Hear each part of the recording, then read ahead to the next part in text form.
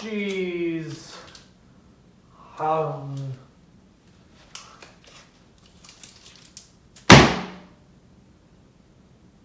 Fat cheese.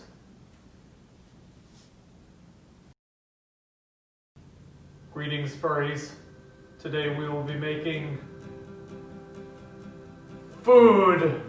So the last mac and cheese combo didn't go as expected, so we will be trying another one. This one is buffalo chicken mac and cheese. The pictures made this one look really, really good, so I'm excited to try this one out.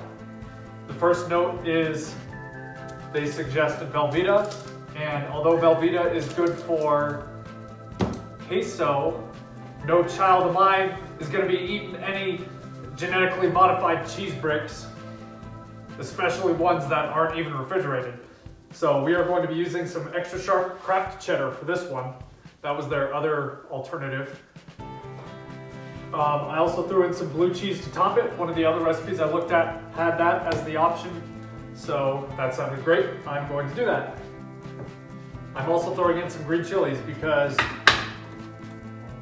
we're in New Mexico after all. Don't forget, Hatch brand is the best. Don't settle for less. They're also like 2 hours north of me, so I can just show up and steal green chilies if I wanted to. Don't tell anyone. Anyway, our total cost for all of these is, wrong one,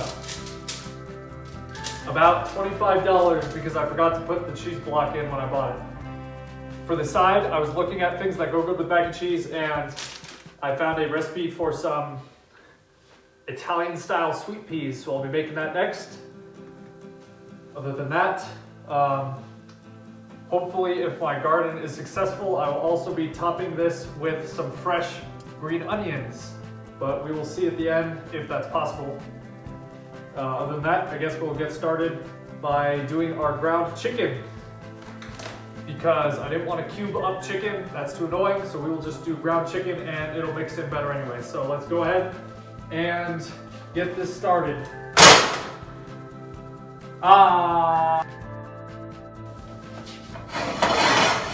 Pardon my stovetop being a mess. I cook way too often and can't be bothered to clean it.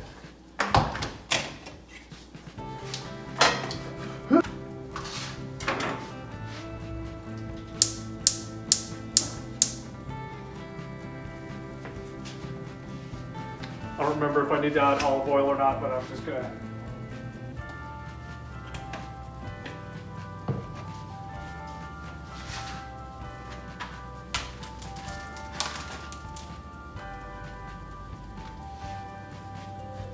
And then we just throw in our chicken, you know.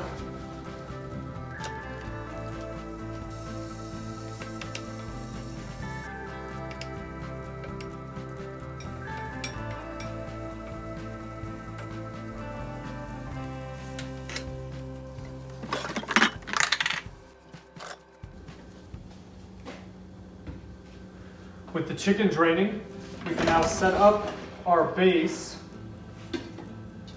So for that, it wants us to put this on high. And we will warm our milk and our cheese for about 10 minutes so that it's soft and can easily mix together.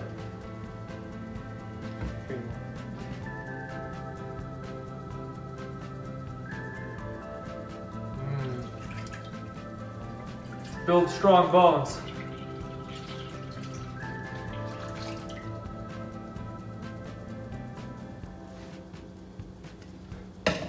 Only one problem, I forgot to shred this, so I'm gonna have to do that.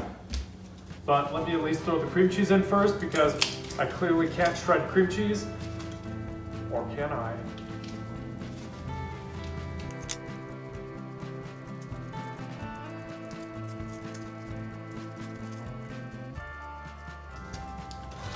So we'll get that warming up and we will shred our cheese.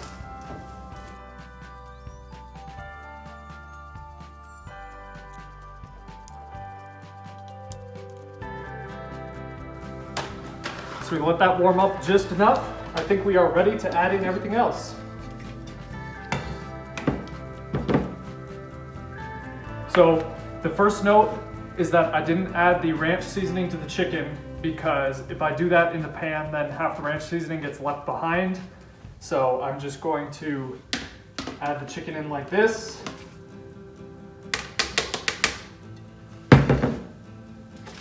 And then add the ranch in, that way we don't lose any of it.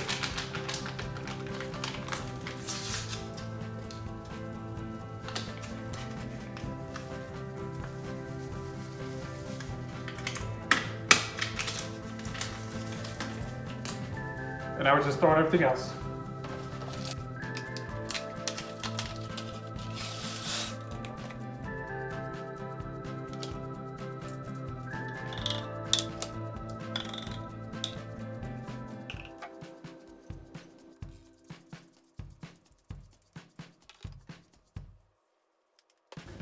And that is it.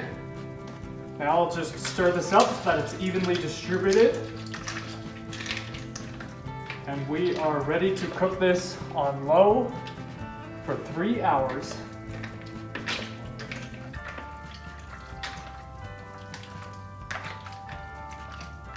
So with that being said, I will see you soon. And it's done. Let's see how we did.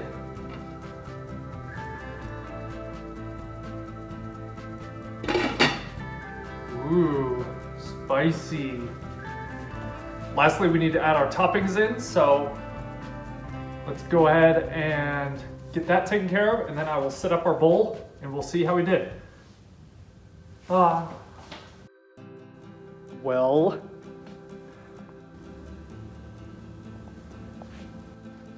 the retrieval of a single onion straw was successful at the expense of me getting attacked by ants, because apparently there's a very large ant nest in my garden now.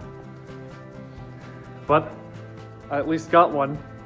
I just bought those for one of my previous recipes, and then when I was done cutting them, I just planted the ends in the ground. So it's kind of funny that they all grew into chive plants now, so I can just pick them when I want to. But other than that, this one looks really awesome. You can see all the toppings I got on there. They also didn't mention this, but I drizzled some more buffalo sauce on top, because you can never have too much buffalo sauce.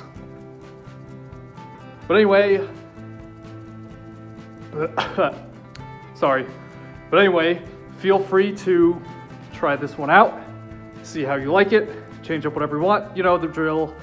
So yeah, thanks for watching. So this one was definitely awesome. I do suggest all of the toppings that I put on it, because that made it really, really good, especially the little green onions. Fur in my mouth. Anyway, the joke is that this recipe suggested 1/4 to a half cup of buffalo sauce to go in, to mix in with it, and it had a note saying depending on how much spice you like, and it was barely spicy with the half cup, so I think you could put even more in if you like more buffalo flavor. I love buffalo flavor, so definitely add more if you want to. Other than that, I think maybe using smaller pasta would be better. I forgot that this brand that I bought turns really huge when you bake them, so they got kind of large, but they weren't bad per se, just it would probably mix better with less huge pieces, yeah. But other than that, this was pretty good. So feel free to try it out, and thanks for watching.